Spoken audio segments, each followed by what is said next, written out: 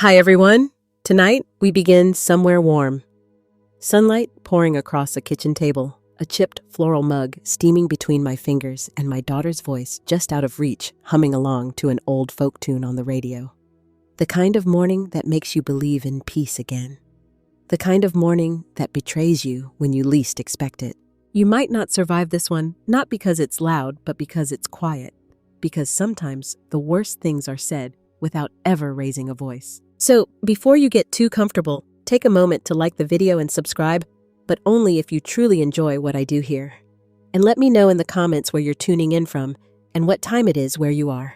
I love seeing who's out there listening to me. Now turn off the lights, maybe turn on a fan for some soft background noise, and let's begin our journey tonight. The spoon clinked softly against the inside of the mug. I was sitting at the breakfast table in Lisa's sun-warmed kitchen, watching a trail of steam rise like a ghost. The coffee was too strong. Her husband liked it that way, but I didn't complain. I never did. Not when they brought me here after my surgery. Not when they turned the guest room into my permanent address. Not even when Travis, my grandson, began referring to my space as the old wing. Grandma Travis said, with all the tenderness of someone reading off a grocery list, "Can I borrow your credit card again? There's this thing I need for my gaming setup. Only like $5,000. I didn't even look up." I just said no. And that was it. The match on gasoline. Lisa went still. Not angry. Not at first. That would have been easier.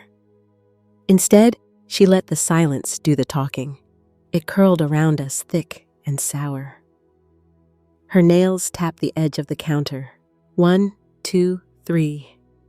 Then, her hand darted out not to slap, not to snatch, but to tip. The mug was knocked from my hands before I could react. Coffee scalding brown and smelling faintly of burnt almonds poured into my lap. I gasped and stumbled back, the ceramic hitting the floor and breaking in 2, 3, 5 places. My thighs were on fire. My pride evaporated with the steam. And Lisa, she didn't blink. "If you're going to be selfish," she said, arms folded like a corporate manager enforcing budget cuts, "then maybe it's time you leave." I stood there soaked and stinging. My mouth moved before I knew what to say. "Effish." She pointed toward Travis, who was back to scrolling on his phone unbothered. "He needs that money. You've been sitting on cash since Dad died and acting like you're broke. I've been paying the utilities here," I said low and slow. "And I've never asked you to cover my medications." She rolled her eyes. "You're lucky we let you stay here at all after that hip thing. Remember when you couldn't even go to the bathroom without help?" There was a jagged piece of mug near my foot, still spinning slightly. I stared at it.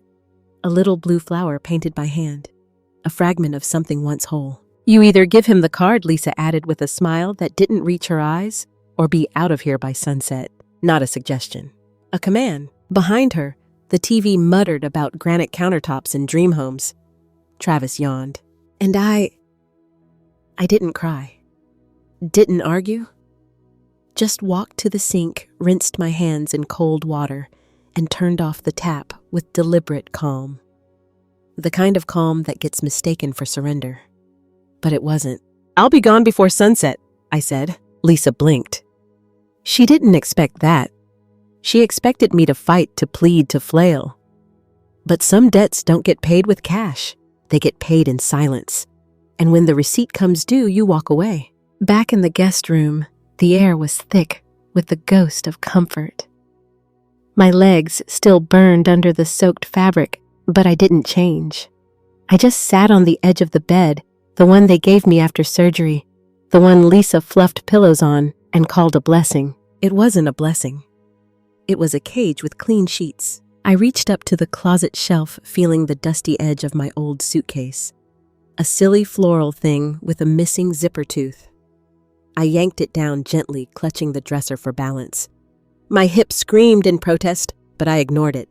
Pain I could manage. Betrayal, that was new.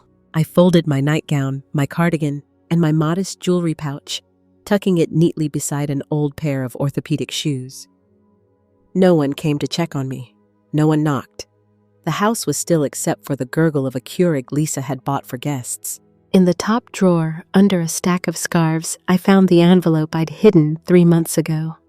Inside were copies of my birth certificate, my insurance card, and a printout of my bank's routing number. At the time, I wasn't sure why I'd done it. Now I knew. There's a kind of wisdom you earn at 78 that no one teaches you. It's the kind of knowing that hides in your bones when to prepare for a goodbye. No one says out loud. I reached for my purse and stopped. It was too light. Heart thudding, I unzipped the front, then the side, then the lining. No wallet, no bank card, no ID. I dumped the contents onto the bed, peppermints, tissues, a crumbled receipt from the pharmacy, but nothing of worth. I had it yesterday, I whispered to no one. I'd used it for my ointment. Lisa had insisted on holding my purse while I walked slowly to the register, smiling the whole time. How convenient. I'll take care of your bills, Mom, I remembered her saying months ago. Let's simplify things. Simplify. A euphemism for remove. I grabbed the notebook I kept near my Bible. On the last page, I'd written down my account numbers just in case. The numbers stared back at me like an obituary. She hadn't asked for my card. She'd taken it. I sat there for a long time, not crying, just stunned, like someone reading their own name in a list of casualties. Then slowly, I picked up my phone. My fingers shook, but I found the name I needed. Gerald M., retired attorney. Lived 2 houses down back when I still had a yard to rake. He answered on the second ring. Ruth, he said, voice gentle and old school. Everything all right? No, I replied. But it will be. By the time I ended the call, the silence in the room had grown roots. That heavy, awful kind of quiet, the one that hums in old houses where love used. I sat back on the edge of the bed. One hand rested on the soft handle of my suitcase. The other brushed the edge of the nightstand where my reading glasses usually waited. I hadn't worn them in weeks. Hadn't read a book since Lisa accidentally returned the... It was all so quiet. But this time, it was a different quiet. Not the numbing kind. The thinking kind. The kind where thoughts start to line up like soldiers and your spine straightens just... I glanced toward the door. Still closed. No footsteps. No angry voice shouting another cruel. I stood, moved slowly to the dresser again, and opened the second drawer. Inside was a little green notebook. The kind with a bent wire spiral and a strawberry sticker on the front. It used to hold grocery lists and Sunday errands. Now it was a ledger of suspicions. On the last page months ago, I had scribbled down my account numbers. Not because I didn't trust Lisa. Not then. But because something in me whispered, just in case. Now just in case had arrived. A strange fact I once read in Reader's Digest popped into my mind. Octopuses can regrow a severed arm, but only if the injury doesn't reach the brain. That felt important somehow. I wasn't brain dead, just trimmed. A little too trusting, a little too grateful, but not gone. Not yet. I searched the room, the jewelry box, the underside of the mattress, even my old Bible, just in case I'd tucked a backup card in there once. Nothing. She hadn't just taken my access. She'd stolen my readiness. I sat down again, hands trembling. I wanted to scream, but the house was too used to my silence, and I wasn't about to give it the satisfaction of hearing me cry. So I did something better. I reached into the side pocket of the suitcase and pulled out an old slip of paper, a doctor's appointment card from the rehab clinic where I'd learned to walk again after the surgery. On the back, I scribbled Gerald's address. I remembered it without even checking my phone. Some things, thank God, are muscle memory. From the hallway, I heard the soft murmur of Lisa's voice, probably on the phone, probably laughing. Travis's door was closed, bass thumping faintly through the drywall. Maybe it was music. Maybe it was just the sound of entitlement learning to dance. I didn't bother changing clothes. I wiped my legs down with a cool cloth from the bathroom layered on a loose pair of slacks and folded my burned pajama pants into a plastic bag. Evidence, emotional or otherwise. I opened the drawer with my socks and stared at the back corner. There, still taped to the underside, was the emergency $50 bill Cliff and I always kept for storms and surprises. Well, the storm had come, and it had a name. Lisa. I slid the money into my coat pocket, zipped up the suitcase, and stood. My hip groaned in protest again, but I ignored it. Here's something they don't teach you in aging, gracefully pamphlets. Pain becomes background noise when betrayal becomes the main act. The door creaked open with a whisper. I expected a voice, any voice. A question. A demand. Nothing. The living room TV was still chattering. Lisa was laughing on the phone. I stepped quietly down the hall. No one noticed. I was a ghost in my own life. A light switch no one remembered flipping. The front door felt heavier than usual. Or maybe that was just me. I stepped out, closed it gently behind me, and waited on the porch. It was sunny. A crisp morning. The kind of air that makes you think maybe the world is salvageable. Gerald pulled up in his Navy Buick exactly 7 minutes later. He stepped out of the car like a man with purpose, but no hurry. He wore a soft windbreaker and khakis. His silver hair was slightly tousled, like he'd fought with it and given up halfway through. I liked that about him. Always had. He didn't ask what had happened, didn't offer pity. He just said, "You ready?" I nodded. He took my suitcase from me gently, like it held something precious. "Careful with your hip," he said. That almost undid me. Not because it was kind, but because I realized how long it had been since anyone had been kind without expecting repayment. As we pulled away, I didn't look back. Lisa's house. No. My house got smaller in the rearview mirror. The porch, the windows, the space that used to hold holidays fights and an entire generation of misunderstandings. Gerald drove in silence. I let the quiet stretch out like someone letting a tired animal sleep. Halfway through town, he finally spoke. "You know," he said, "eyes on the road, I saw you crying last week." I blinked. "What?" "You were sitting on the balcony, holding that little ceramic bird. The blue one." "You were real still." I didn't even remember that. I guess I started to say something but stopped. "It looked like you were somewhere else," he said. "Not here." That was the moment I realized how deep the isolation had gone. Lisa hadn't just taken my money. She'd taken the little things, the Thursday library chats, the walk to the corner store, my agency. "She made the world harder to reach," I whispered. Gerald nodded. "You're not the first I've helped like this." He turned down a quiet lane. Trees arched overhead like an old cathedral. Old folks getting managed right out of their lives. It happens more than anyone wants to admit. I let out a breath I didn't know I'd been holding. I let her do it. I told myself she was helping. "That's what makes it work," he said. "It doesn't start with cruelty. It starts with kindness. Just slightly bent." We stopped at a red light. Gerald pulled out a slim manila envelope from the center console. "Start here," he said. "Just a few pamphlets, and I'll set you up with someone who understands the financial side. Protection orders, recovery plans. We'll figure this out." The light turned green. We moved forward. "I don't want it to come to this," I whispered. "She's my daughter." Gerald's voice was soft. "I'm sure you loved her well. But sometimes, love is just the paper around the poison." We pulled up to a modest sign, Golden Pines. No gold, no pines. Just clean white lettering against an old brick wall. The gates stood open. For once, they didn't look like a prison. They looked like a beginning. We rolled into the driveway of Golden Pines just past 11. The sun, with that unbothered midday confidence, dappled the path through the trees. Hydrangeas flanked the walkway like they were guarding something delicate. The building was quiet, but not silent.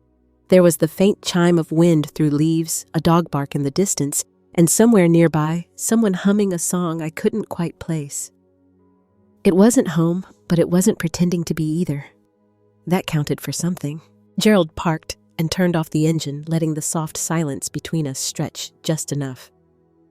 He didn't rush me. That's what I liked about him. He gave silence a place to sit instead of smothering it with apologies. "I'm not ready," I said, barely more than a breath. "For what he asked? To want this?" I whispered. He didn't respond, just nodded, that simple, quiet way of agreeing without judgment. We got out of the car and walked toward the front door, my suitcase rolling behind us like an obedient dog. The automatic doors opened with a soft whoosh, and the scent hit me first. Lemon balm and cinnamon rolls. Not antiseptic, not bleach, not hospital sadness. Living. The receptionist looked up. Young, maybe 30, with a warm smile that didn't try too hard. Her name tag read Leia. She stood. "You must be Ruth," she said, like she'd been expecting me all morning. Gerald called ahead. "Welcome." I nearly corrected her. Visiting felt too permanent, but something inside me said, "Let it be." Gerald gently guided me through the tour. Not pushy, just present. We moved slowly through wide hallways, past a cozy craft room, with paper cranes hanging from the ceiling, a small library with gently used hardcovers, and a yoga room where two older women were laughing over how badly they'd rolled up their mats. "They're terrible at it," Gerald whispered, and I chuckled. "They look free," I said. "They are," he replied. It was true. No one here looked managed. No one was whispering instructions. Everyone seemed to just be. There was sunlight in every room. Windows, real ones, not the kind you find in facilities, and no one asked permission to walk outside. That struck me harder than it should have. "Not a single 'do not enter' sign," I muttered. "That's our unofficial motto," Gerald smirked. "You belong here if you still want to choose." We reached the koi pond last. Oh, the koi pond. A winding, stone-edged oval filled with lazy, gliding fish. Orange and gold and white and freckled. They moved like silk underwater, utterly uninterested in time or trouble. I sat on a bench nearby. Gerald didn't say a word. He just sat beside me. I used to sit by water like this when I needed to think. Back when thinking was mine. "You still do," Gerald said, as if reading my thoughts. I let the air settle around us. I didn't need to speak. For the first time in months, I wasn't Lisa's stress. I wasn't Travis's cash cow. I wasn't anyone's headache. I was just Ruth. Eventually, Leia found us again and led us inside to a small tea room. She placed a tray on the table, 2 cups of chamomile, a plate of lemon cookies, and a glossy brochure. No sales pitch, no pen in hand, just warmth. I held the tea in both palms and stared at the pamphlet. There it was, studio apartment with kitchenette, private balcony, month-to-month lease. Move in ready. Lisa once said places like this were for rich retirees, not people like you. She said it with a laugh, like it was a compliment, like she'd spared me some bitter disappointment. I read the number again. Not cheap, but not impossible. Not if I had what I used to have: my accounts, my decisions, my life. "I don't know if I can afford this," I murmured, mostly to myself. Gerald took a sip of tea and said, "Then let's find out." I looked up. "She has access to everything. Then we start with cutting that off." His voice had the steadiness of someone used to carrying fragile things. "I'll help you file a financial protection order," he added. "We don't have to fight her. We just have to move faster than her." That word, protection, landed in my chest with a strange kind of weight. Not because I felt weak, but because I was finally done pretending I didn't need protecting from my own daughter. I nodded slowly. "Okay," I said, "let's start." The next morning, I sat at Gerald's kitchen table, which still smelled like toast and floor polish. He'd cleared a space for me next to a stack of envelopes and 2 mugs of coffee. He had even set out reading glasses for me, though I brought my own. We spread everything out.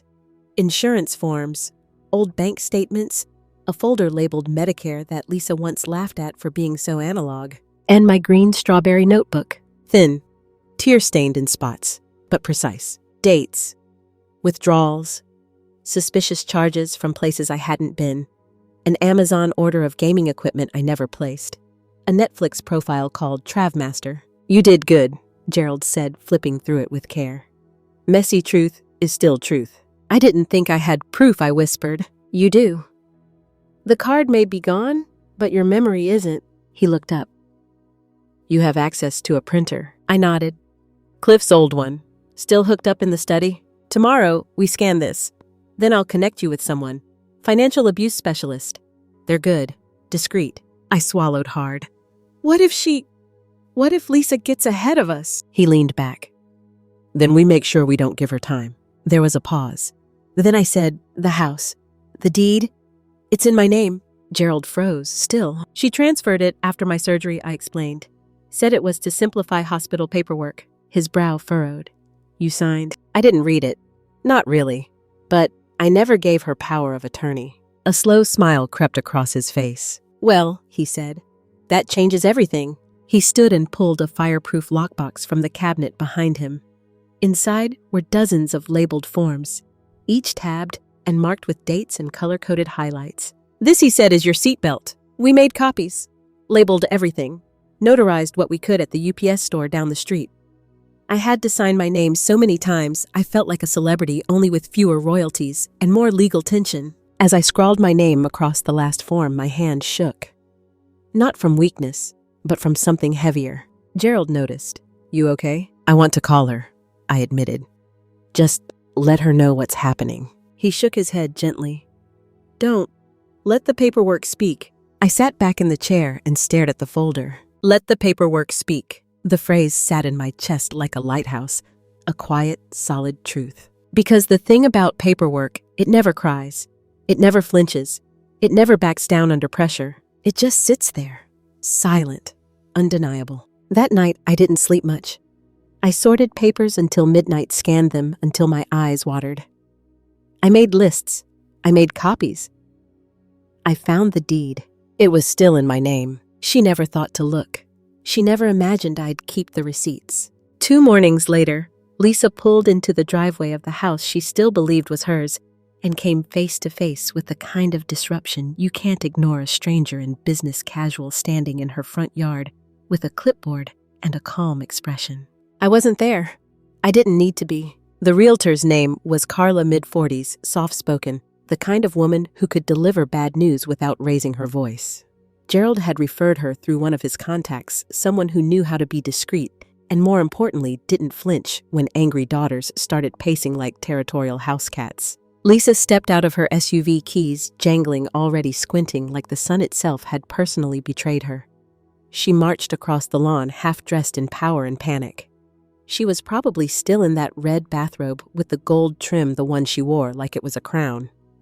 Carla introduced herself and handed her a printed copy of the property reassessment form. Lisa's voice, from what Carla later described, could have peeled wallpaper. Me, I was exactly where I needed to be 3 towns over, sitting on the shaded balcony of my temporary apartment at Golden Pines. I had a glass of iced tea in one hand and a folder in the other, labeled Reclaim Legal Next Steps. Gerald had dropped it off that morning, along with a croissant and a half smile that said, "We're getting there." Lisa called me 3 times in a row. I didn't answer. The 4th time I picked up. Not because I owed her anything, but because sometimes you have to look the storm in the eye to remind it who built the roof. "Mom, what the hell is going on? There's a realtor here walking through my house." I waited a beat, then correct. "You ordered an evaluation?" "Yes." Silence. Thick, furious, electric. "You're not serious?" "I'm very serious." I could almost hear her pacing, probably knocking things off the counter for dramatic effect. "You don't even live here anymore. Are you trying to embarrass me?" "No," I said, calm as chamomile.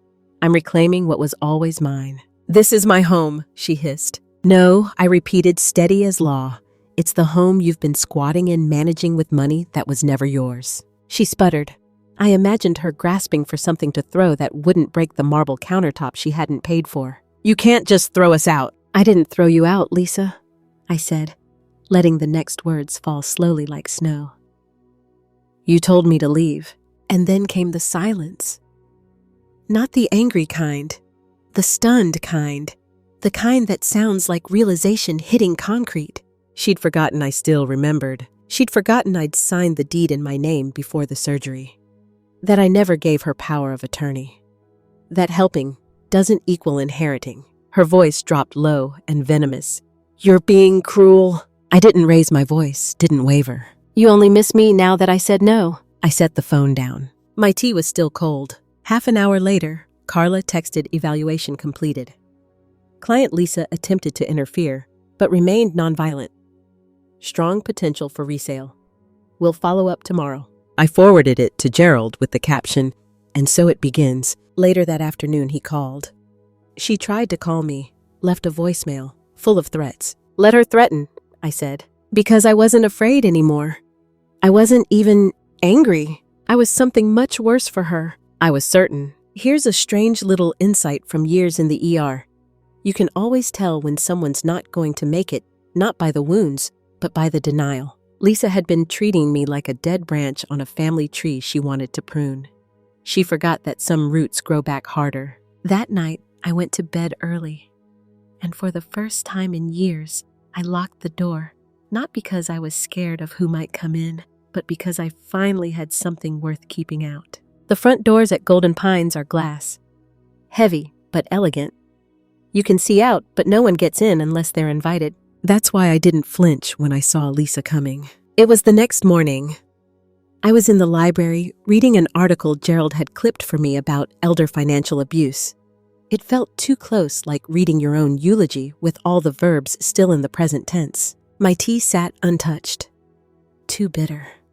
The article, though it burned just fine. Then the front desk rang my room. Mrs. Langley, the receptionist, said, "Calm as ever, there's a visitor.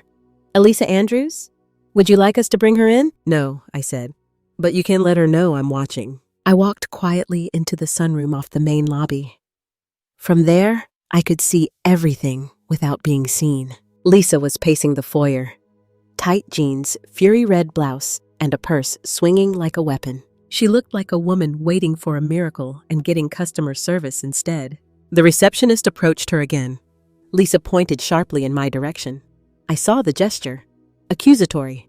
Familiar. She didn't know I was behind tinted glass. She didn't know she was the one on the outside now. I stepped back slightly. Not out of fear, out of choice. That's the power people like Lisa never expect you to take back. Not the power to yell, but the power to ignore. 10 minutes passed. Security arrived. Not loud, just present. A woman in a navy blazer with a name tag and the calm demeanor of someone who'd seen this movie before approached her. Lisa's hands flailed. Her mouth moved faster than her logic. I watched her point again toward the air, the ceiling, maybe the past. Anything but herself. Then she turned on her heel and left. The glass doors whooshed closed behind her like punctuation. Period. I returned to the library. The tea was cold, but it didn't matter. Because I wasn't. Later that afternoon, Gerald came by. He carried a small box of lemon scones and a bouquet of flowers from his garden zinnias mostly. They reminded me of my mother's backyard. "She came all this way just to be denied at the door," he said, shaking his head. "She must have expected someone else." "She did," I said. The older version of me, the one who mistook silence for peace. He nodded slowly. "She's gone now." We walked out to the garden together. I carried a tray with 2 iced lemonades the staff had left for us, sweating lightly in the summer heat. We didn't need to speak. The koi moved like floating punctuation marks. The wind tickled the ivy on the trellis. My chest ached, not from grief, but from how unfamiliar peace can feel at first. Lisa had come looking for control, but I had nothing left to give her. Not guilt, not explanations, not permission. And when you come empty-handed to collect power from someone who's already stopped handing it out, all you walk away with is air. The next morning, Gerald called just after breakfast. "It's time," he said. "Are you still ready to sell the house?" There wasn't even a pause in me. Yes. He met me at Golden Pines with a manila folder in one hand and confidence in the other. Inside the folder, the full title deed, my notarized identity documents, and a trust form blank waiting for ink. He laid everything out on the sun porch like we were preparing a picnic, not a legal severance. "She's going to come unglued," I said more as a fact than a fear. Gerald smirked. "Unhinged means exposed. Let her." So I started signing, line by line. Initials, print, signature. Cliff always used to tease me for the way I stuck my tongue out a little when I concentrated. I caught myself doing it again and chuckled under my breath. Gerald noticed and didn't say a word, just handed me the next page. This wasn't just a property transfer. This was an exorcism. Lisa had lived in that house, decorated its walls, filled its cabinets, paid for throw pillows with my credit. But the bones of that home, the very foundation, had always belonged to me. She just didn't like being reminded. We filed the paperwork. Quietly. Completely. The property was now protected under the Ruth Langley Irrevocable Living Trust. The kind of title that makes bank managers pause and children with bad intentions twitch. Ironclad. By the time sunset kissed the koi pond that evening, the law no longer saw Lisa as anything more than a resident. A guest. A squatter. She didn't know it yet, but she would. That same day, with Gerald's help, I submitted a formal request to freeze all financial activity tied to my personal bank accounts. Transactions in the past 6 months would be flagged, reviewed, and if proven fraudulent, reversed. It was like watching someone lay out sandbags before a storm. Except this time, I was the one choosing where to stack them. The financial abuse specialist assigned to my case was named Heather. Young, sharp-eyed. She reminded me of the surgical interns I used to bark orders at in the ER, bright enough to save lives too green to understand how broken some families really were. She flipped through my strawberry notebook, 12 pages of handwritten notes, itemized charges, and every time-stamped suspicion I could remember. Her eyebrows climbed higher with each page. "You weren't just being taken advantage of," she said. "You were being harvested." I didn't flinch. I already knew. I didn't need her to be shocked. I just needed her to be thorough. We filed the official complaints together: bank fraud, unauthorized transactions, suspected forgery. Heather explained that the documentation gave us legal standing for a broader investigation, and that if Lisa tried to access anything now, she'd be met with locked gates and audit logs. She paused. "Do you have any backup assets?" I smiled faintly. "I might." Back in my room at Golden Pines, I opened the bottom drawer of my keepsake chest. Inside, beneath some old photographs and a lavender-scented letter from a cousin I hadn't spoken to in years, was a thick envelope. Cliff's handwriting on the front, the kind that always tilted left when he was feeling too many things at once. Only open when you're tired of pretending you're okay. I sat on the edge of the bed, turned it over in my hands, like it might vanish if I wasn't careful. Then I peeled it open. The letter was short. Cliff never needed many words to cut straight to the truth. "Ruth, if they ever make you feel smaller than the woman I married, don't argue. Don't explain. Just leave. You don't owe anyone the right to dim your light.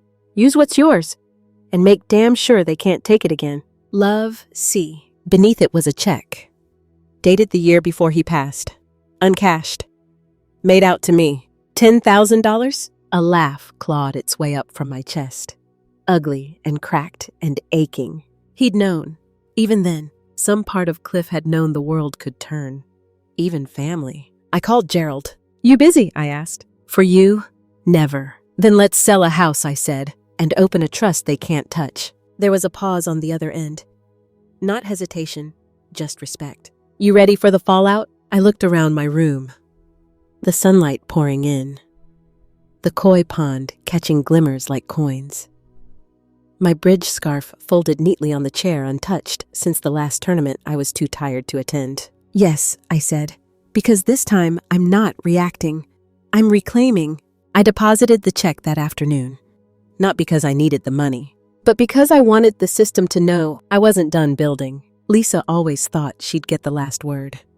She wielded guilt like a baton-wrapped demands and concern, and used silence as both leash and ledger. But when the letter arrived, legal paper, crisp seal, return address in serif font, I like to imagine she stood in the doorway for a long time before opening it. Maybe she thought it was junk. Maybe she hoped it was another credit card offer.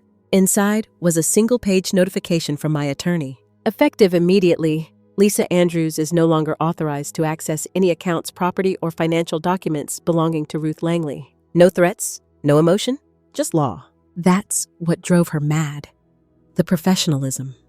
The lack of an apology to scream at. The absence of a loophole to crawl through. She called me 7 times that day. I didn't answer. The 8th time, she left a voicemail. "Mom, this is ridiculous. You're listening to him instead of your own daughter. Do you even understand what you're doing? You're throwing away your family." Family. She used it like armor. Like the word itself should undo every theft, every silence, every cut delivered with a smile. But here's the thing about family, it's not a shield. It's a mirror. And sometimes the people reflected in it are strangers with your eyes. I forwarded the voicemail to Gerald, just in case. Then, I did something powerful in its own quiet way. I mailed her nothing. No response. No counter message. Just silence. The letter had already said everything I never could. "You tried to own me, but I kept the receipts." That night, I didn't dream. Or if I did, I don't remember it. What I do remember is sleeping with the window cracked open, the air scented with impending rain. The breeze rustled the curtains gently like someone whispering, "You made it." And for once, I didn't wake up with my fists clenched. I moved slowly in the morning, not out of pain, but habit. My tea steeped next to the koi pond brochure on the table. I stared at the words "move in ready" as if they were in another language. Lisa had always told me places like that weren't realistic. I used to believe her, but now it felt like she'd just been calling my dreams expensive to keep me from having any. Around 10, I walked to the front desk to ask about forwarding mail. Leia smiled and handed me an envelope, thick ivory and hand-addressed. No return address, but I knew the handwriting instantly. Lisa's. The cursive was careful, a little slanted to look elegant. The kind of writing that wants to look graceful even when it's about to beg. I stood in the lobby for a moment, just staring. Not because I didn't know what it was, but because I did. Marjorie, my new friend with the sly sense of humor and collection of beaded earrings, spotted me. From her, she asked gently. I nodded. You want me to open it? No, I said, sliding the envelope into my cardigan pocket. I don't need anyone else to see this lie. I carried it upstairs like it was glass. Placed it on the little writing desk Cliff used to use when we did the taxes together. I waited until the sunlight hit the far window just right, just like it used to when he'd smile at me and say, "Let's finish this so we can go live a little." Then I opened it. The first word, Mom. Not dear Mom. Not I'm sorry. Just Mom. Like she still had the right. The first paragraph was what you'd expect. Regret flavored with denial. Things got out of hand. I never meant for you to feel pushed aside. It all happened so fast. She used the word misunderstanding like a Band-Aid. Small, ineffective, falling off in humidity. Then came the real reason for the letter line 3. We're having a hard time now. Bills piling up. Travis didn't qualify for the car loan after all. There it was, the ask. The whole letter was bait dressed up in remorse. A trick gift box apology on the outside, manipulation tucked inside like spoiled chocolate. I turned the page over. Something slipped out. A check, drawn from one of the old joint accounts she once helped me set up. Torn at the corner. Uncashed. 3M500. In the memo, car repairs. I hadn't written it, but my name was printed on it clear as day. Either she kept it or she forged it. Or both. I didn't need to know which. The point was, she thought this would work. That she still had that kind of access. That I was still her mark. I folded the check once, then again, until it disappeared into a square the size of a tooth. I walked to the shredder at the front desk and fed it in. No drama, no tears, just the whir of justice in micro-confetti. Back in my room, I left the envelope open on the desk like a carcass. Let it sit there all day, a visual reminder that not every letter deserves a reply. Later, Gerald stopped by with his usual lemon cake and his unusual patience. He spotted the envelope and raised an eyebrow. She tried again. I handed him the remaining half of the letter. He read it slowly like it might bite. Still thinks you're a mark, he said finally. Not anymore, I replied. That night, I didn't journal. I didn't need to. Because one sentence kept looping in my mind like a lullaby turned mantra. I don't care what you meant. What you did was enough. I slept soundly. No dreams, just breath and quiet. At dawn, while the koi were still gliding through their own sleepy ballet, the phone rang. Gerald. The trust flagged another forged check, he said. Same account, same signature. But we know you didn't write it. I know, I said calmly. She sent me one last week. There was a pause. I heard him exhale. Well, he said, now the bank knows too. Turns out Lisa had tried one more time. Just one more. She'd called the bank, posed as me, and tried to authorize a transfer. But the trust protections had been activated. The moment her name touched my account again, it tripped every legal alarm. Voice messages, IP address logs, even a recorded call asking what her mother's balance was as though she still had rights to it. She wasn't subtle. She was desperate. She's panicking, Gerald said. And that means we move to the next step. A few hours later, 2 plainclothes officers showed up at Golden Pines. Not to arrest, not to accuse, just to understand. They sat with me in a quiet room. One took notes while the other asked gentle questions. "Do you have documentation?" the younger one asked. I handed over everything. The strawberry notebook, the bank records, the printed screenshots, copies of the deed, even the receipt from the pharmacy Lisa used my card for last month after I'd already left. They didn't say much, just nodded, wrote, and collected.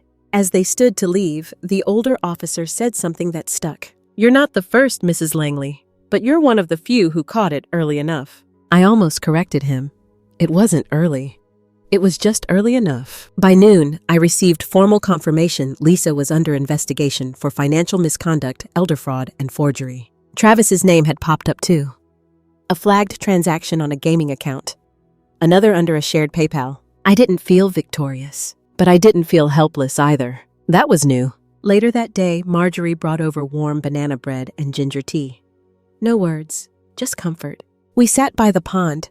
The fish didn't care about lawyers' betrayal or broken mugs. They just swam, effortless and silent. "Do you think she'll be arrested?" Marjorie finally asked. "I don't know," I said.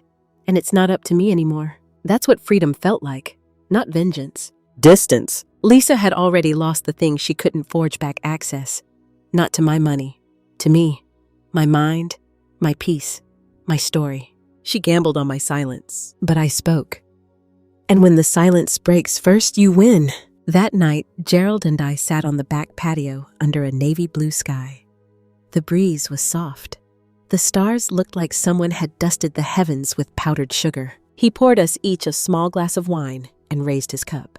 "To recalculating," I smiled. "To reclaiming." We clinked glasses, and for the first time in years, I said something I hadn't dared to believe. I'm safe, not just from Lisa, but from needing to explain myself to anyone who mistook my kindness for surrender. And when the wind picked up, it didn't sound like a warning. It sounded like applause. It was Thursday afternoon when the final piece arrived. Not in the form of a lawyer or a check, but a woman in a navy suit carrying a clipboard and an envelope. Carla again. She had returned to Golden Pines with the final transfer documents. The house, the one Lisa still believed was hers, was now legally, completely, and irreversibly out of her reach. The trust had been established, the title locked down, and any attempt to contest it would fall under scrutiny Lisa couldn't afford, financially or legally. We signed on the sun porch again, just like before. Line by line, signature, initials, date. It felt less like paperwork and more like a declaration. "You sure about the trust name?" Carla asked, double-checking her sheet. I smiled. "The Ruth Langley Living Trust. Not hidden, not disguised, not passive." She nodded. "It's strong, transparent. If anyone comes looking, it speaks for itself." "Let the paperwork speak." The phrase rang in my head again like a hymn. After she left, I stood in front of the koi pond for a long time.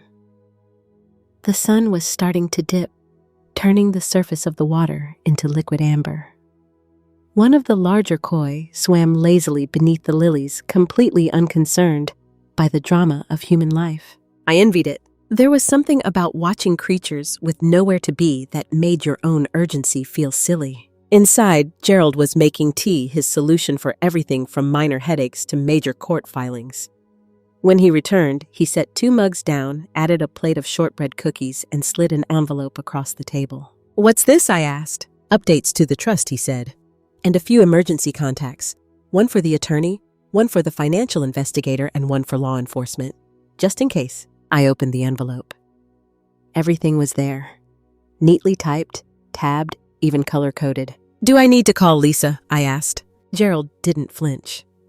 "Let the paperwork say it. She'll hear it better than your voice." I nodded slowly. Then I added something I hadn't let myself say aloud. "She always thought I'd die before I figured it out." He looked at me over the rim of his cup. "She underestimated the wrong woman." Lisa didn't show up that weekend, but the silence she left behind wasn't peace. It was anticipation, like a storm that hadn't hit yet but had already bent the trees. Marjorie and I sat under the pergola Saturday morning, sipping tea from mismatched china. Someone had donated them to Golden Pines last spring, no 2 cups alike. I liked that. Reminded me of how nothing perfect ever really lasts, and the best things come from mismatched sets. Think she'll show up again? Marjorie asked, dabbing her lips with a cloth napkin. She'll come when the money runs out, I said. That's when love starts calling again. True affection brought to you by NSF, she quipped, raising her teacup. I laughed, and not one of those tired, breathy chuckles either. A real one. It surprised me. That afternoon the letter came, not certified, not typed, handwritten in the same curling cursive as before. This time, though, she didn't even bother with a proper envelope.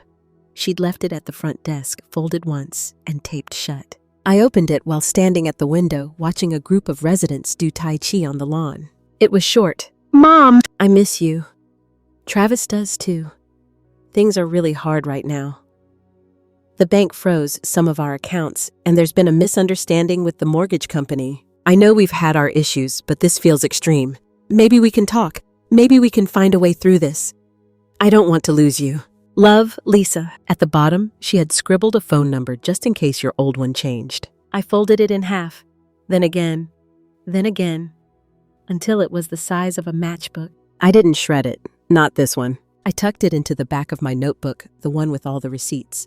Not as a keepsake, as a timestamp, a reminder. Because here's the thing about apologies written under financial duress. They're IOUs with better penmanship. The following morning, I walked past the koi pond, watched a duck land in the water, startling the fish below. One of the staff laughed. I laughed too. My phone buzzed in my cardigan. Voicemail. Lisa. I didn't even have to listen. I just read the transcription that popped up on my screen. I hope you're happy. You've turned into someone I don't recognize. That was rich coming from someone who'd been using my name to open credit lines. I didn't delete it. I forwarded it to Heather. 5 minutes later, she replied, adding this to the case file. Strong pattern of coercion. This helps. I stared at the message for a long time. Coercion. Such a clean word for what it felt like to slowly lose your life to someone who smiled as they did it. But now the tide had turned. Lisa wasn't just dealing with me anymore. She was dealing with proof. And proof doesn't cry. It doesn't scream. It doesn't forgive. It simply exists. Later that week, Gerald and I met again on the sun porch. He brought news. Lisa tried to file a claim, he said. Tried to argue that the trust was created under duress. I raised an eyebrow. Duress? She says you were manipulated. That someone coached you into taking her inheritance. I nearly spit my tea. Inheritance. Gerald smirked. I told the lawyer to ask her to show us the will. The one where you promised her the house. We both knew there wasn't one. Cliff had left everything to me, because he trusted me to decide what was fair. Lisa didn't want fair. She wanted final, but I wasn't done yet. You ever get tired of this? I asked. The drama? No. The documenting, the remembering, the recording. Gerald thought for a moment. No, he said. Because the truth, Ruth, is like a candle in a windstorm. You've got to shield it until it's strong enough to stand on its own. I nodded. Well, my candle's damn near a torch now. We clinked teacups like they were champagne flutes. And when I went to bed that night, I slept hard. No tossing, no dreams, just breath and dark. And the surety that for the first time in years, no one else was filling out forms in my name. I woke up with a strange sensation. Not panic, not worry, just clarity. That low hum of something being resolved, like the ending chord of a symphony you hadn't realized you were waiting for. It was Monday. I took my time getting ready, even wore lipstick for the first time in months. That old coral shade Cliff used to say made me look like a movie star from the 50s. It had dried out a little, but I didn't mind. There was a certain dignity in using old things that still worked. Down in the Golden Pines library, a new copy of Elder Financial Abuse, a survivor's guide, had arrived. Gerald had put in the request for me last week. I slid it from the return cart and opened to the chapter marked with a sticky note, Rebuilding Independence. The first sentence made me pause. The end of exploitation is not the end of healing. It's the beginning of rediscovery. I whispered it to myself like a prayer. A knock on the door pulled me from the page. Laia, our front desk receptionist, poked her head in. Ms. Langley, you have a visitor. My chest tightened. Who? She held up a note. She says her name is Sarah, claims to be a friend of your daughter's. I blinked. Sarah. Then I remembered. Lisa's old college roommate. The one who used to call me Mama Langley during spring breaks. She'd helped Lisa move into her dorm room and shared pot roast with us one Thanksgiving when her flight home got canceled. She's waiting in the sunroom, Leia added. Should I send her away? I shook my head. No, I'll go. Sarah was standing near the window, a canvas tote slung over one shoulder. She looked older, of course. The tight curls she once dyed blue were now streaked with silver, and her eyes, those bright eyes, held something heavier now. A kind of practiced caution. Ruth, she said, reaching for my hand. Sarah, I replied, squeezing back gently. Been a while. I won't take much of your time, she said. I didn't know. I raised an eyebrow. Didn't know what? What Lisa did, what she was doing. I swear, Ruth, I only found out when she showed up at my place last week crying about you selling the house. She spun this story about being cut off and betrayed. But then she mentioned Gerald's name, and it clicked. I waited. She took a breath.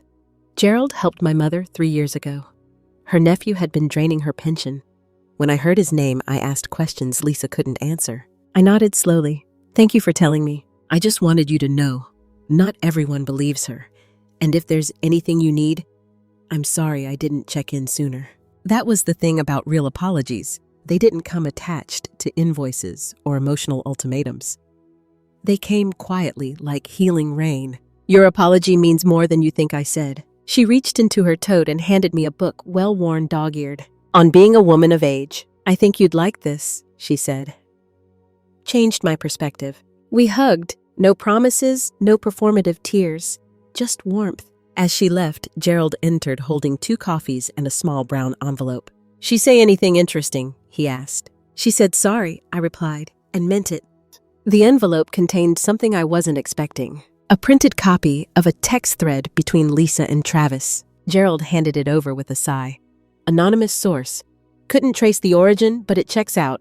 I read the messages. Lisa. Just distract her a few more days. I need access to that Medicare doc. If she signs the wrong form, we might be able to move some of it back. Travis. She's already locked it all down. Can't even use the Amazon account. She changed the passwords. Lisa. Damn it. I thought she was senile enough to miss a few steps. Travis. She's not. She's mad smart. And now she's got help. Lisa. You think she'll really go through with selling the house? Travis. She already is. And trust me, we're out. Lisa. Just great. What the hell am I supposed to do now? I folded the papers slowly, careful not to tear the edges. Each word on that page felt like a pin pulled from a hand grenade I didn't know had been planted. Gerald saw my face. You okay? I nodded. You were right. They didn't just misjudge me. They counted on me being too proud to ask for help. Well, he said you asked. And now I asked. We build a moat, he replied. That week, we filed paperwork, not just to secure the property, but to amend all my medical authorizations, financial agents, and legal representatives. Cliff's name had long expired on those documents, and for years, Lisa's had quietly taken their place. Not anymore. We worked with a new elder care lawyer who spoke gently but moved like lightning. Forms were signed, notarized, duplicated, witnessed. By Thursday, the locks on my future had changed completely. It wasn't about revenge. It was about restoration. And it felt damn good. On Saturday, Lisa showed up. Not alone. She brought Travis. They stood on the front walkway of Golden Pines just beyond the gates. Not pacing this time. Just standing. Still. Doris, our steadfast security guard, clocked them instantly. Same deal she asked me. Yes, Doris, same deal? I watched from the sunroom as Lisa gestured half-hearted, almost sheepish. Travis stayed behind her, slouched as ever, but his face was different now. Not angry, not defiant, just hollow. Like someone who finally realized the well ran dry. They didn't try to come in. They didn't shout. Eventually they left. No note, no email, no last-ditch plea. Just left. Marjorie, who'd been reading beside me, sipped her tea and said, Maybe they're learning. I shook my head. No, they're calculating. Still, always. And I realized something right then. Forgiveness doesn't have to be a gift. Sometimes it's a boundary, a refusal to let the wound stay open. And I was done bleeding for people who brought knives to breakfast. Later that evening, Gerald brought over 2 slices of blackberry pie. "No cake today," I teased. "Something tart felt more appropriate," he said with a grin. We ate on the back porch, the moon hanging low and soft above the pond. He raised his fork like a toast. "To the woman who reset her life." I clinked my pie crust against his. "To the man who helped me find the lockbox." Then I added quieter, "and to every person who's still searching for theirs." I didn't expect to sleep as soundly as I did that night. No dreams, no midnight jolts of panic, no half-remembered arguments bouncing off the walls of my memory. Just stillness, like the kind that settles after a storm has passed, and the earth finally exhales. The morning sun filtered through the blinds in soft gold lines, painting the floor with warmth. Outside my window, the koi pond sparkled alive with movement and peace. I could hear birds' finches, I think, chirping with that rhythmic urgency birds always seem to have, like their tiny hearts are racing to finish the day before it starts. And for the first time in months, maybe years, I didn't feel like I owed anyone anything. I made myself a cup of tea and sat by the window, notebook in hand. I had started documenting again, this time not out of fear or necessity, but because it helped me breathe. Each sentence was a small exhale, a way to lay things down that I no longer needed to carry. Mid-sip, the front desk buzzed my room. "This is Doris," said the calm voice. "Ms. Langley, there's a visitor asking for you again." My chest didn't tighten this time. I simply asked, "Name." "She says it's Lisa." I took a long breath. Then another. "Tell her I'm unavailable." "Understood. But let her know I'm watching." Doris didn't need clarification. That's the magic of women who've lived long enough they speak in shorthand, and the world, if it's smart, learns to listen. I placed my teacup gently on the saucer and walked down the hall toward the sunroom. From there, you can see everything: the front walkway, the reception area, the garden shadows, even the shimmer of heat rising off the bricks on a hot morning. Lisa was standing at the front desk again. This time she looked tired.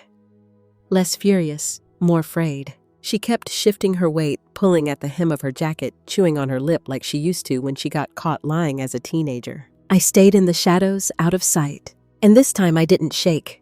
I didn't whisper prayers or dig my nails into my palms. I simply observed. Doris spoke to her in that same calm, measured voice. "No, ma'am. Ms. Langley has declined your visit."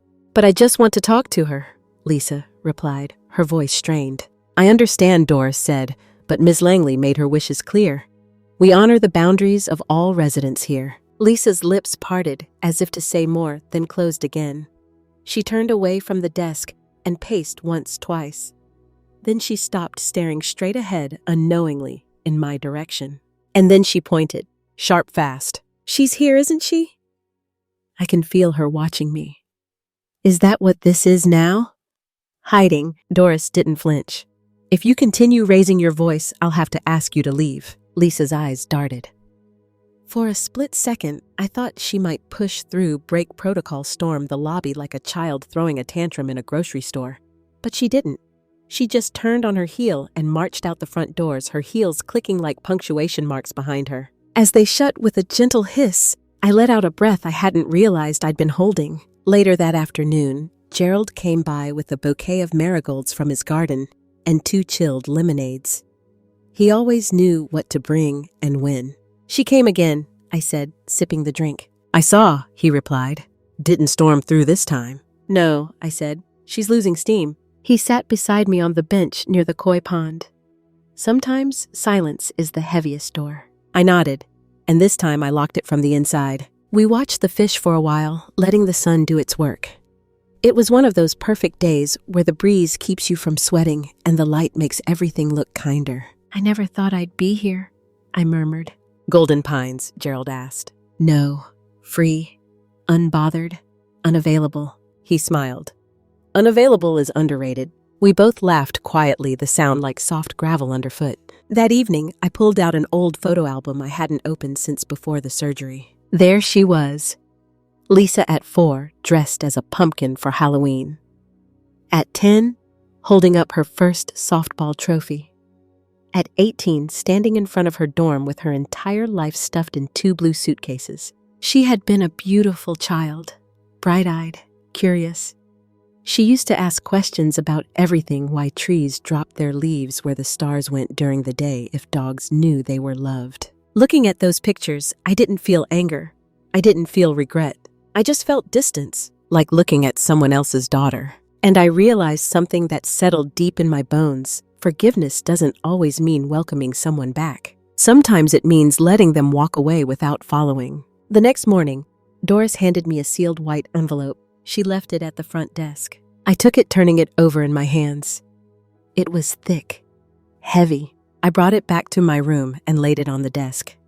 I didn't open it right away. I cleaned my glasses, tied back my hair, fed the fish flakes to the tiny bowl I kept by the window. Only when the sun hit the side of the envelope just right did I slide a letter opener beneath the flap. The handwriting was unmistakable. It started with Mom, not Dear Mom, just the possessive and assumption of closeness that hadn't existed in months. The opening paragraph was the same script she always used. I miss you. I didn't mean to hurt you. I was overwhelmed. Travis is struggling. And then the real reason revealed itself by line 5. We're falling behind on bills. Travis's tuition deposit bounced. We just need a little help to get back on track. There it was. The ask. Apology by bait. Manipulation in cursive. She'd even included a check. One that appeared to be written by me. My name, my signature, though slightly off, just enough to make my stomach churn. 3,500. Memo car repairs. It had never been cashed. Maybe she hoped I'd do it now, to prove I still cared.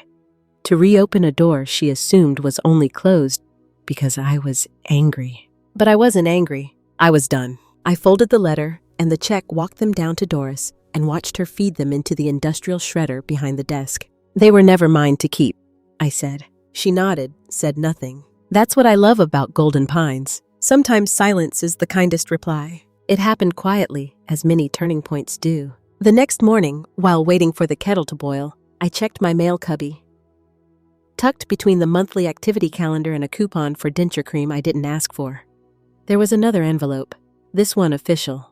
The seal of the Elder Protection Unit gleamed faintly under the hallway light. I carried it back to my room like it was glass. Inside, a summary of findings: Lisa Andrews identified as having accessed accounts registered solely to Ruth Langley without legal authority or oversight, and in violation of multiple financial protection laws. Investigative recommendation: escalate for potential prosecution. Supporting documentation enclosed and archived. My hand didn't shake. My breath didn't catch. I simply nodded. The machine was working now. The machine that so many elders never believed could work for them. And I had turned it on. Gerald came over later that afternoon, whistling faintly and carrying a small stack of manila folders. He set them on the table between us like a magician laying out his deck. Ready for the next move, he asked. I was born ready, I replied, even though I wasn't. But I was brave, which is better. We reviewed the final documents for the sale of the house. The buyer had made an offer just above market value. A sweet, retired couple from Arizona looking to be closer to their grandchildren. The irony didn't escape me. They fell in love with the kitchen tile, Gerald noted, scanning the paperwork. Lisa picked that tile, I said dryly. Well, he said with a grin, one last unintentional favor. I signed the papers slowly, my pen gliding like a paintbrush on a blank canvas. Every initial felt like a reclamation. When it was done, Gerald slid the folder back into his briefcase. Congratulations, you just sold your prison. That night, I walked the halls of Golden Pines with Marjorie. She'd taken to joining me after dinner, both of us pretending it was for exercise when we really just liked whispering about other residents under our breath. As we passed the community bulletin board, I stopped. A new flyer was pinned at eye level. Support Circle for Financially Recovered Elders, Thursdays at 6 p.m. Hosted by Ruth Langley, because silence protects no one. I blinked. Gerald's idea, I asked. Marjorie nodded, and Leia printed it. You're a hit around here, you know. I stared at the flyer. My name, my voice, for the first time publicly attached to what I'd been through. I didn't panic. I smiled. On Thursday, they came. Not in droves, just 6 women and 1 brave man who looked like he'd rather be anywhere else until someone passed him a lemon cookie. I opened the meeting with something simple. I used to think being quiet meant being kind. Turns out being quiet just meant being invisible. Heads nodded, glasses fogged. One woman, Janine, squeezed my hand under the table. They shared stories, some worse than mine, some subtler. Not all of them had daughters. Some had sons, nieces, friends who started helping and ended up siphoning their lives into shadows. We didn't solve anything that night, but we started telling the truth. And that was enough. The following week, I received a phone call from Lisa's lawyer, a voice crisp and trained in the language of veiled threats. Ms. Langley, he said my client would like to avoid further escalation. She's willing to return any funds and relinquish all access if you agree not to pursue formal charges. I let the silence hang. He continued. She regrets how things unfolded and hopes you can come to an understanding. I smiled, slow and steady. Tell your client I said that understanding came the day she poured hot coffee on my lap and called it my fault. He stammered. So, you'll be proceeding with the case? No, I replied.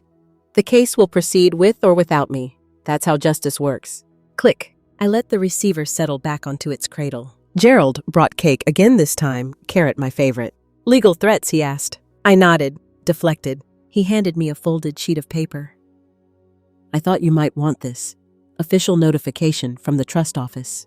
The new accounts have been set. You're the only signatory. No more shared anything. I held it in both hands, absorbing the weight. They thought they could erase me, I said softly. But you're in ink now, Gerald replied. Permanent. The koi pond glowed under the moonlight that night. I stood by the edge, watching the fish glide like ideas through water. Gentle, directionless, free. A breeze rustled the leaves above, carrying with it the softest of scents, lavender maybe, or memory. I closed my eyes and let it settle. Behind me, the lights of golden pines blinked gently. Ahead of me, everything else. I didn't know what came next. But I knew this, I wasn't anyone's line item. I wasn't an old woman to be managed. I wasn't Lisa's silent investment or Travis's magic ATM. I was Ruth Langley, and I was just getting started. It began again with paper, but this time it was mine. A new checkbook with my name freshly printed. Statements addressed to me, not care of anyone else. Login credentials that only I knew. It felt like receiving a passport after years in someone else's country spoken for, but never seen. Gerald helped me set up everything. New bank, new accounts, a legal firewall between me and the versions of my life that had been rewritten behind my back. The trust was officially funded, the assets protected. I even had a direct line to a lawyer I could call anytime one who didn't send holiday cards to Lisa. This I told Gerald, holding up my new debit card feels like a sword. He grinned. Then let's make sure no one else gets to touch it.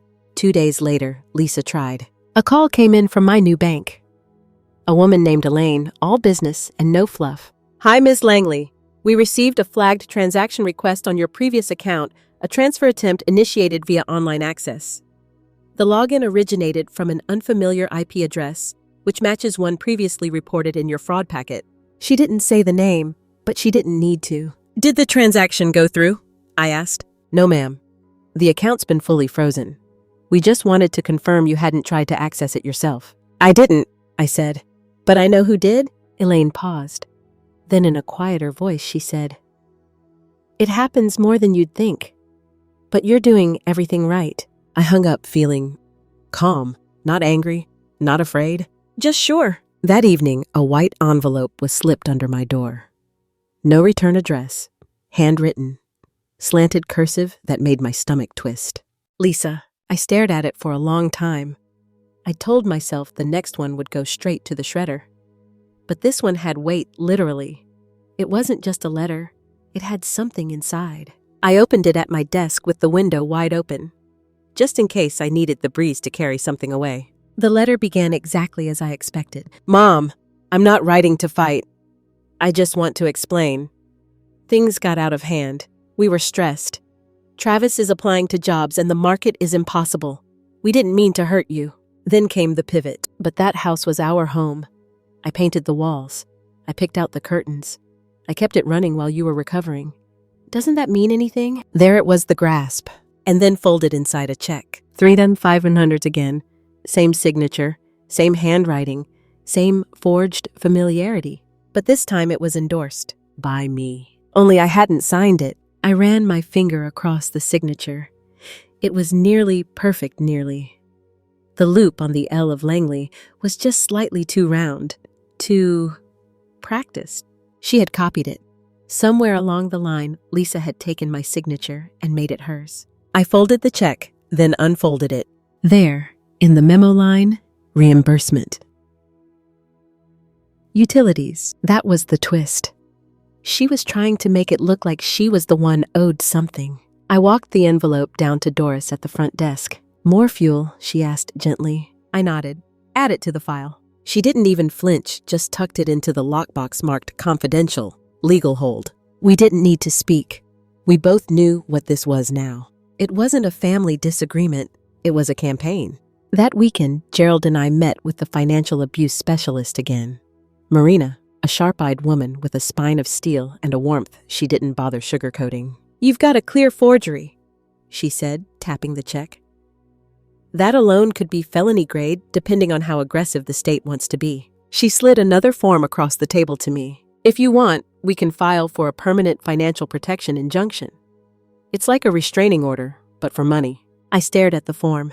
A part of me resisted, because it made it real. Because there was still a fragment of the woman who raised Lisa, who sang her to sleep, who sewed patches on her jeans when money was tight and hope was thinner. But that part of me had been burned.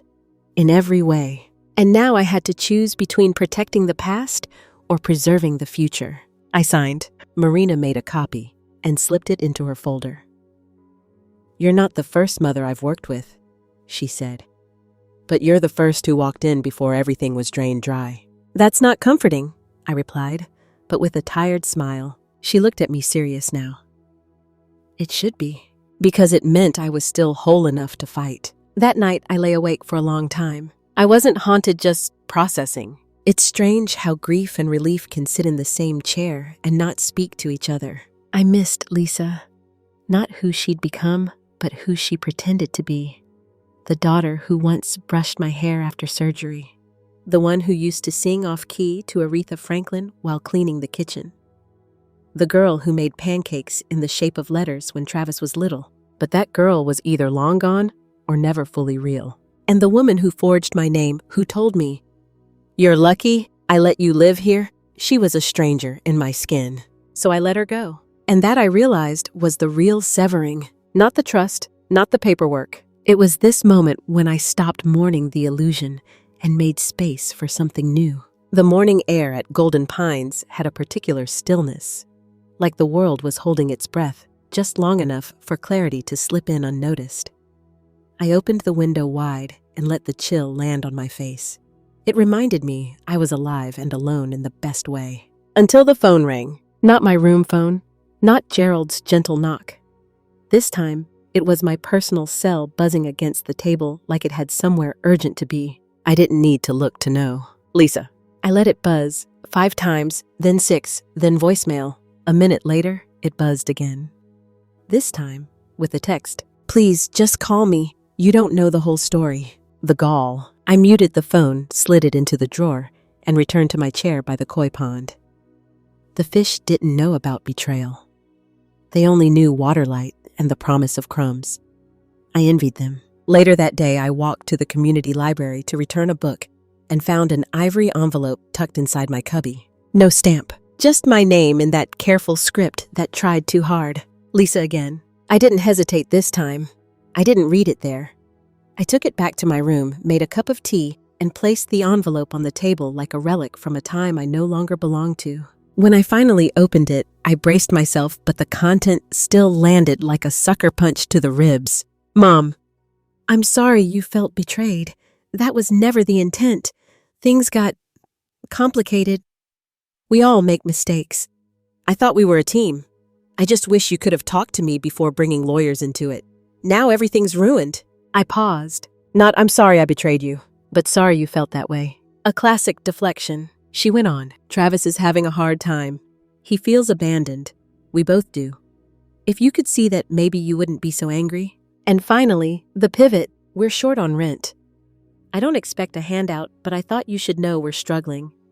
Travis might lose his job offer without a working car. It's not about money, it's about opportunity. The same kind you always said people deserve. There it was, the ask. Not always in dollars. sometimes in guilt, but still a transaction disguised as reconciliation. Enclosed was another check. This one for $2,500. Same forged signature, same bank account, same gall. But the memo read, "Final support. Thank you." I laughed, a bitter, airless sound. She was trying to preempt me now. Frame it like I had approved of the withdrawal, that I'd gifted her that money. A trap but wrapped in ribbon. I walked it to the front desk. Doris glanced at the check. "More fireworks." "More firewood," I replied, handing it to her. She added it to the legal file. Gerald arrived just after lunch with his usual manila folder and a bag of lemon muffins. "I knew it was a muffin day," he said, settling in. "She's getting clever," I replied, passing him the letter and the check. He skimmed both, implying consent where there was none. "Smart." "And forgery again," I added. He nodded. "We'll submit this to Marina. The new memo line actually helps show's intent to misrepresent." I sighed. "She's rewriting the story while the ink's still drying." Gerald tapped the table. "Then we write louder?" That evening, I didn't journal. I drafted my own letter instead. Not to Lisa, to the trust attorney. A statement clarifying that I had not issued, signed, or approved any checks to Lisa or Travis in the past 6 months. That I had received documentation showing misuse of my account. That I was requesting that no further attempts be negotiated, intercepted, or resolved without legal oversight. I signed it with a steady hand. Then I lit a candle and watched the wick flicker in the glass. The light didn't ask for anything. It just was. Marjorie stopped by around dusk with a bottle of ginger ale and 2 slices of pound cake. "Special occasion?" I asked. "Nope," she said, plopping into the armchair. "Just seemed like a you made it through another mess kind of day." We sat in comfortable silence for a few minutes, the way women of a certain age know how to do. No filler, no apologies. Then she asked, "Would you ever want her back in your life?" It wasn't an accusation, just a question with no agenda. I took a long sip before answering. "I think I'd need to see proof of change. Not apologies, not check memos. Real change." Marjorie nodded slowly. "That's rare." "I know," I said. "So I'm not waiting for it." That night, I dreamed I was holding a match in a windstorm. It kept trying to blow out, but my hand was steady. And just before I woke up, I realized I wasn't trying to keep it lit to burn anything. I was just trying to see. The next morning, Marina called. Her voice was firm and satisfied. "We're escalating the case," she said. "There's now enough evidence for the district attorney's office to take interest. You may be called for a statement in the coming weeks." My heart didn't pound. It beat slow and sure. "Will I have to face her?" I asked. "Unlikely," she said. "And if you do, we'll make sure it's in a room where the law stands between you." I thanked her.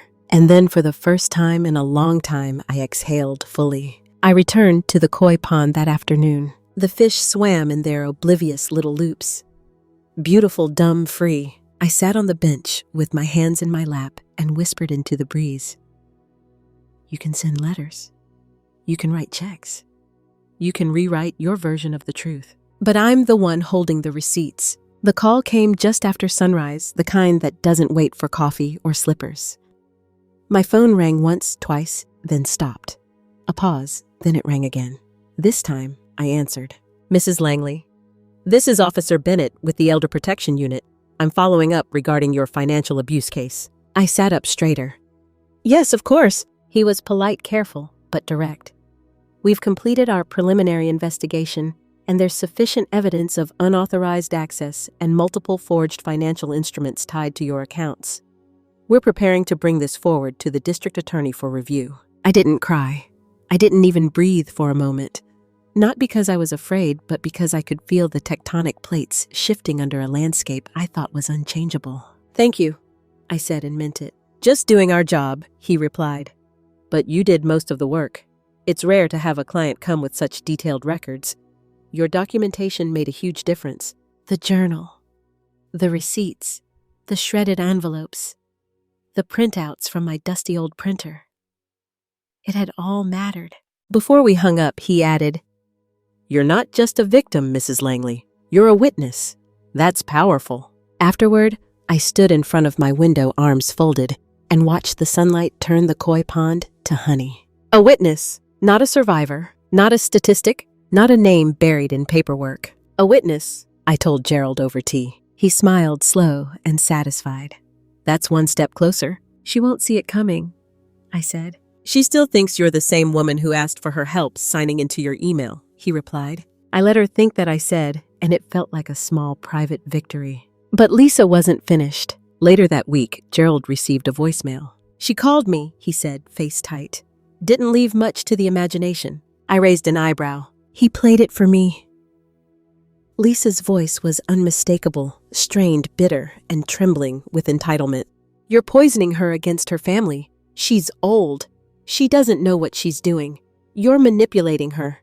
And if you think this little charade is going to last, you're wrong. It was a classic panic spiral. When manipulation fails, rage steps in. Gerald saved the voicemail and uploaded it to the file we were building. She keeps giving us more rope, he said. Let her braid her own noose, I replied dryly. That night, Marjorie and I sat in the solarium watching the sky darken like bruised silk. I used to think justice had a face, I said, like it would come wearing a uniform or holding a gavel. And now she asked, now I think it looks like paper, like the back of a check, like the signature I didn't write. She didn't respond right away. Then she reached over and patted my hand. Justice can also look like peace. The next morning, the community's director, Leah, met me at breakfast. There was a visitor, she said carefully. She didn't come inside. Waited in the parking lot for nearly 20 minutes. Lisa. She seemed distressed, Leah added, always tactful. I thanked her. Should I be worried? I asked. Leah shook her head. We've noted her behavior. Security is aware. You're safe here. That mattered more than she knew. Safety wasn't just about locks or cameras. It was about knowing someone else was watching the doors so I could rest my eyes. In the afternoon, a delivery arrived. A single box, no name, no card, just taped shut with the familiar precision. I didn't touch it. Instead, I called Gerald. He came over, gloves in hand, like some kind of gentle forensic agent. We opened it together. Inside, framed photos. Me and Lisa, me and Travis, one of me and Cliff at a beach in 1984, sunburned and smiling, his arm looped around my shoulder. And beneath the photos, a small box. I opened it with hesitant fingers. It was the pearl ring, the one I thought had been lost during the move to Lisa's. The one that wasn't worth much in cash, but held more memory than most vaults. My breath caught. Not because it was back, but because it had been missing in the first place. Gerald leaned in. She's trying to soften you up. I nodded. Breadcrumbs. She doesn't realize the trail leads to a courtroom. I closed the box, slid it into my nightstand. I'm not going to wear it, I said. No, I shook my head. It's not mine anymore. Not really. Not after all that. You could pawn it, I smiled. Maybe I'll bury it. That evening, I walked alone to the koi pond and stood there with my reflection shimmering back at me. I saw her, the woman Lisa expected me to be. Tired, forgetful, grateful for breadcrumbs. But that version had vanished the moment I said I'll be gone before sunset. And now I stood taller. Still bruised, but no longer apologizing for the wounds. I dropped a handful of fish food into the pond and watched the koi swarm. And then I said aloud to no one in particular, I forgive you, but I won't forget. Because forgiveness is a gift you give yourself. But forgetting, that's a privilege no victim owes their abuser. The letter from the district attorney's office arrived on a Thursday, folded in a manila envelope with no ceremony, but immense weight. I opened it slowly, carefully, as though the words inside might be hot to the touch. It was confirmation. The case had been accepted for formal review. Charges pending: financial fraud, elder abuse, and unlawful conversion of assets. Lisa Andrews, Travis Andrews, my daughter and grandson listed not as relatives, but as defendants. I sat still for a long time, the envelope in my lap, my thumb rubbing the corner as if polishing it could make the pain disappear. But it didn't hurt. Not like I expected. It was hollow, yes. Sad, certainly. But mostly, it felt like stepping out of a room with stale air and finally breathing fresh again. Marjorie found me in the solarium an hour later, tea in hand. It came, she asked, like she already knew. I nodded, sliding the letter across the table. She read it silently, then set it back down with reverence. How do you feel? I took a moment, then another. Like the story finally has an ending, I said. Even if it's not the one I wanted. I didn't cry. Not that day. Not even when Gerald came by and read the letter aloud, in that measured voice of his, pausing at every legal term as if to give it space to breathe. "You understand what this means, right?" he asked. "They'll be investigated publicly. There could be press, depositions, subpoenas." "I understand," I said. "And you're ready for that." I was ready the moment she said, "We're not running a charity, Mom." Gerald looked at me, eyes softer than usual. "You don't have to be strong all the time." "I'm not," I replied. "That's the whole point." I just finally stopped being silent. The days passed with an odd sense of calm. I returned to my routines. Koi pond in the morning, bridge on Tuesdays, tea and lemon cookies on Fridays. The life I'd built began to feel less like a shelter and more like a home. But I knew something was coming, and it came on a Saturday. Lisa, at the front desk again. This time she didn't shout. She didn't argue. She handed over a sealed envelope and left. The receptionist brought it to me with a furrowed brow. "She said you'd want to see it." I took it, thanked her, and went back to my room. No name on the front, no return address. But I recognized the stationery, pale blue, thick, meant to look expensive. The kind she used to use for PTA invites and sympathy notes. Inside, just a letter. No check, no bait. "Mom, I'm sorry. Not just sorry you're upset, but truly sorry for what I've done." I didn't realize how far it had gone. Or maybe I did, and I just didn't want to stop. I was scared. I thought if I could keep everything under control, we'd be safe. I was wrong. I know it's too late. I know you probably never want to see me again. But I'm trying to fix things. I'm cooperating with the investigation. I'm talking to someone like professionally. I've even moved out of the house. It wasn't mine. I know that now. Travis, he's angry. He doesn't get it. I'm not excusing him, but I want you to know I'm trying. If you ever want to talk, I'm here. If not, I understand. I miss you, Lisa. I read it 3 times. Once with suspicion, once with rage, and once with something I wasn't ready to name. I handed the letter to Gerald the next morning. "She finally got a therapist," I said. He read the letter in silence, then folded it once and handed it back. "Do you believe her?" I looked out the window at the koi pond, the way the light moved across the water, like a slow blessing. "I believe she misses control," I said. "I'm not sure she misses me." That afternoon, I wrote my own letter. Just one line. "I'm glad you're seeking help. Keep going." I didn't sign it with love. I didn't even write Mom.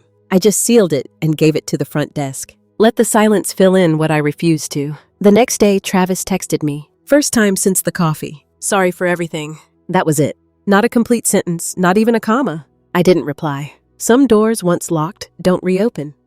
Not out of spite, but because the foundation has shifted. The hinges are rusted, the frame has warped. The threshold is not mine to cross anymore. Later that week, I met with the financial abuse specialist again. We reviewed the last of the documents, froze the remaining accounts, redirected my Social Security to a new secure branch. At the end of the meeting, she smiled. "You're in the clear now." "I've never been in the clear," I replied. "But I'm finally not underwater." That night, I sat by the koi pond with my journal. The page stayed blank for a long time. Then I wrote, "Some daughters are dreams. Some are lessons. Some are both until they're neither." I tore the page out and tucked it under the mat on the garden bench, just in case someone needed to find it one day. Not Lisa, but someone like me. Someone who stayed quiet too long. Someone who thought family meant immunity. Someone who finally understood that survival isn't selfish. It happened on a Thursday, just after lunch, when the breeze outside smelled faintly of lavender and sun-warmed stone. I had just folded my bridge scarf and set out 2 cups of ginger tea for Marjorie and myself when the receptionist rang through to my room. "There's someone asking for you at the front entrance," she said. "Would you like us to bring them in?" "Who is it?" There was a pause. "Lisa." And Travis. The names struck like a pebble in a pond ripples, but no storm. I didn't answer right away. "Would you like security to escort them out?" she asked gently. I thought of doors, of how many I'd opened over the years, how few had ever swung the other way. "No," I said. "But don't let them in either. Tell them I'll be watching." I walked to the sunroom, my quiet corner half hidden behind a tall plant stand and shaded by tinted glass. From there, I could see the entryway perfectly without being seen. They were standing just outside the doors, Lisa in a charcoal gray sweater, too warm for the day. Travis in his usual slouch hoodie pulled over his head despite the sun. Neither looked at ease. Lisa paced a little, arms crossed, lips pulled tight. Travis looked bored, or maybe scared. It was hard to tell with him. The receptionist approached them again, calm and professional. Lisa pointed. I saw her lips move. My name. But her voice didn't reach me this time. Not because of glass or distance. Because I had stopped letting it in. She gestured again, growing more animated. Travis glanced toward the glass, saw me, flinched. I didn't move. Let them see me. Let them know that I didn't run. That I had nothing left to give and no reason to fear. After a few moments, a tall security officer approached. Doris. Dependable, unshakable Doris. She spoke softly, but I could tell the message was final. Lisa shook her head, mouth moving quickly, hands slicing through the air. Travis stood back, and then slowly, reluctantly, Lisa turned. Her eyes scanned the front doors once more. She mouthed something I couldn't be sure what, but I didn't try to read it. Some things are better unread. And then they left. No slamming, no yelling, just retreat, like a tide pulled out by something far stronger than itself. Marjorie appeared beside me, quiet as ever. You okay? I nodded. I already said goodbye. They're just now hearing it. That evening, Gerald stopped by with 2 small scones and a quiet smile. You missed quite the scene, I said. Did I? He grinned. Security told me. Lisa stormed off like someone had locked her out of her own kingdom. She did the locking, I said. She just never thought I'd change the locks. He sipped his tea and nodded. You ready for what comes next? I'm not waiting for anything else, I said.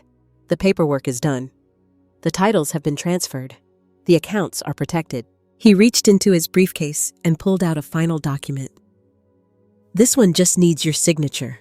It was a formal restriction preventing Lisa or Travis from being able to act as my representative in any financial, legal, or medical capacity. Irrevocable. I signed it with a hand that didn't shake. That night, I wrote in my journal, peace is when they come knocking and you don't feel even a flicker of doubt about not opening the door. I closed the book, blew out the candle, and let the dark settle around me like velvet. A few days later, I was planting marigolds in the small garden behind the community library when a volunteer approached with an envelope. No return address. Lisa's handwriting. I didn't open it. I thanked the volunteer and walked it to the shredder near the mailroom. No anger, no bitterness, just a soft release. She had said everything she needed to say, and I had already answered with silence, boundaries, and signatures. Gerald came by that afternoon with his usual lemon cake and a small bouquet of flowers from his garden. She tried again, he asked. I nodded, handing him the envelope unopened. He didn't ask why. He didn't need to. Later, as we sat on the sun porch, he looked at me and said, You know, you've done something most people don't even dream about. What's that? You ended the cycle. I leaned back in the chair and watched the koi swirl lazily in the pond below. No fireworks, no courtroom speeches, just a closed door and a clear name. He clinked his glass of iced tea gently against mine. To quiet power, he said. To reclaiming, I replied. That night, I slept with the windows open again. And when the wind picked up, it didn't sound like warning. It sounded like applause. The sky was that soft indigo blue when the sun has just finished painting everything gold, and the shadows begin to stretch their limbs. Golden Pines was quiet, not silent, not heavy, just content. Like the hush in a theater just after the last note of music. I sat on the garden bench, a quilt draped over my knees, the koi pond glinting in the last of the day's light. The water shimmered gently. The air held no urgency. There was no one left to please, no one left to fear. And for the first time in a long time, I was not waiting for the other shoe to drop. There were no more shoes, no more threats. Just me and my peace. I thought of Cliff, of the letter he'd written me tucked away for years until the moment I needed it most. He'd always known how the world worked, even when I pretended it was gentler than it truly was. He would have been proud of me. Not because I fought, but because I stopped letting people mistake my kindness for surrender. The house was gone. The accounts were secure. The title was in a trust. And Lisa was just another name on a letter I didn't bother opening. The echoes of her voice didn't carry past the hedges anymore. That silence didn't ache it cradled. Sometimes the quiet is where healing lives, where the story no longer needs to be told with rage or tears, but with the soft certainty of having survived. You might think justice comes with courtroom drama and raised voices, but sometimes it comes with a locked door and a garden bench. Sometimes justice is just living well, freely, on your own terms. So, if you've ever wondered what freedom sounds like, it sounds like nothing at all.